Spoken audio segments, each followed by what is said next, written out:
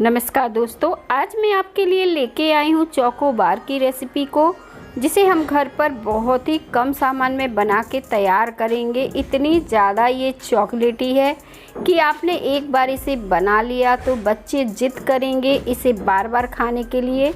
तो चलिए जल्दी से बनाना शुरू करते हैं। इसे बनाने के लिए मैंने यहाँ पे एक पैकेट ये बिस्किट ली है और कोई भी चॉकलेटी बिस्किट आप ले सकते हैं। ये 10 रुपये वाला पैक लिया है और इसमें ये 2 पैक निकले हैं, जिन्हें मैं इस तरह से खोल लेती हूँ और खोलने के बाद इसे मैं प्लेट में निकाल लूँगी। तो इसी तरह से मुझे दोनों पैकेट खोल लेने हैं और एक प्लेट में निकाल लेने हैं। अब हम क्या करेंगे, इन बिस्किट को तोड़कर छोटे छोटे टुकड़े कर लेंगे। इस तरीके से तोड़ लेंगे। इसे तोड़ने के बाद हम इन बिस्किट को बढ़िया तरीके से पीसेंगे।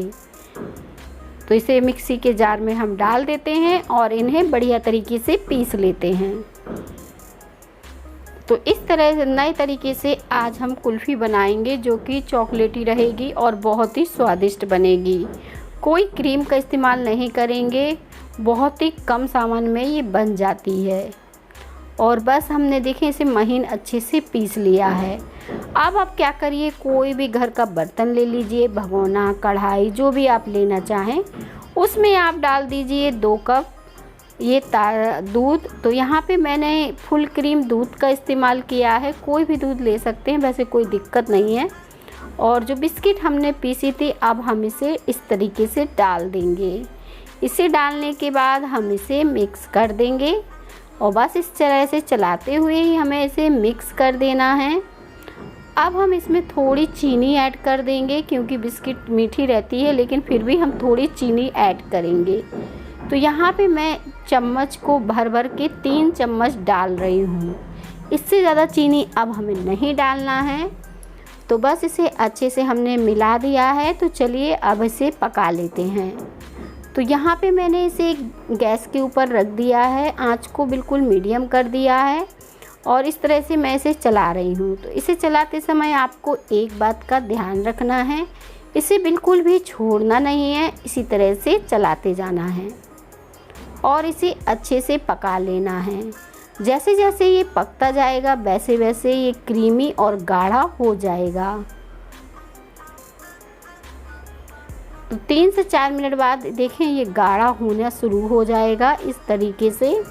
अभी हम थोड़ा और इसे पकाएंगे तो ये थोड़ा और गाढ़ा हो जाएगा।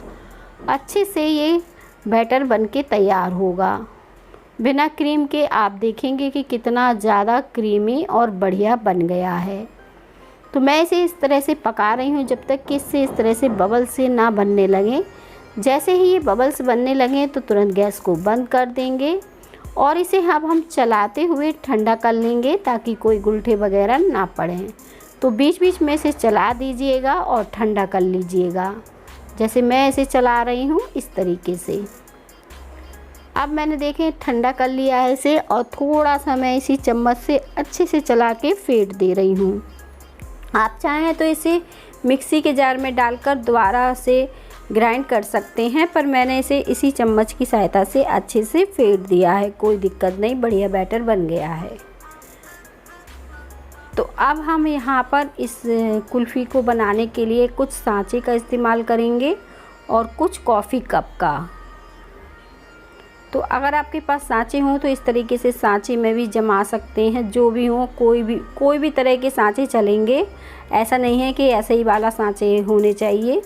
और इस तरह से, या फिर कॉफ़ी कप हो या कांच के छोटे छोटे गिलास वगैरह हों, उनमें भी आप इसे जमा सकते हैं। और देखिए बैटर कितना क्रीमी और बढ़िया है। तो इसी तरह से हम बाकी के भी भरकर तैयार कर लेते हैं और इससे काफ़ी ज़्यादा कुल्फ़ी बन जाएगी। आप देखें 8 पीस ये कुल्फ़ी है और थोड़ा सा बैटर हमारा बन गया है। और इस तरह से मैंने बना के इसे तैयार किया है।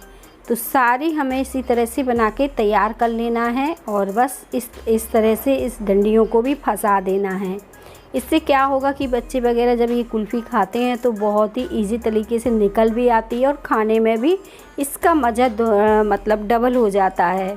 तो बस इस तरह से मैंने इसे डंडियों को फंसा दिया है। और अब हमारी कुल्फ़ी जो है ना फ्रीज़र में जाने वाली है कम से कम 5 से 6 घंटे के लिए। और कभी कभी क्या होता है कि थोड़ा ज़्यादा या कम समय भी लग जाता है। और बहुत ज़्यादा समय के लिए अगर आपने पूरी रात के लिए इसे फ्रिज में छोड़ा तो इसमें बर्फ़ जम सकती है। तो इसे पूरी रात के लिए नहीं छोड़ना है, इसे 5 से 6 घंटे के लिए ही छोड़ना है। तो अब हम रख देंगे इसे फ्रीज़र में, ये अच्छे से सेट हो जाए। और देखें ये बैटर भी हमारा बच गया है, इससे 8 पीस कुल्फ़ी तैयार हो गई है।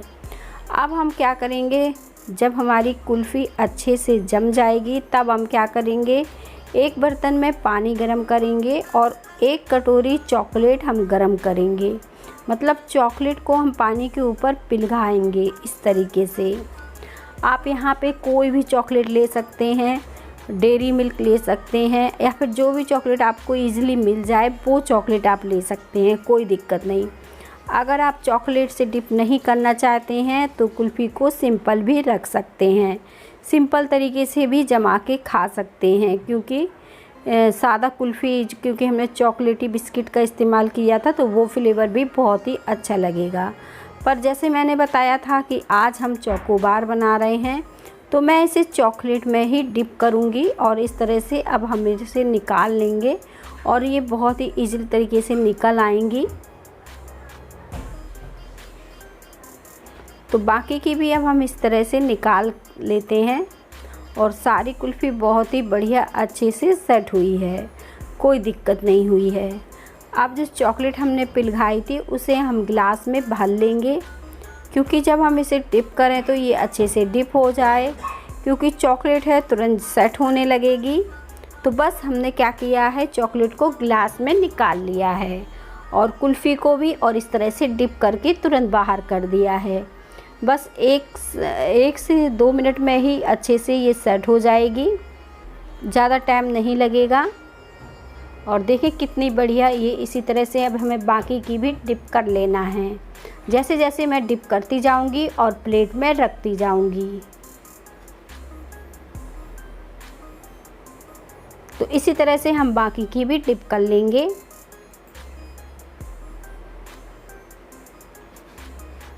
और चोकोबार अब हमारी बनके तैयार हो गई है, बहुत ही ज़्यादा अच्छी दिख रही है।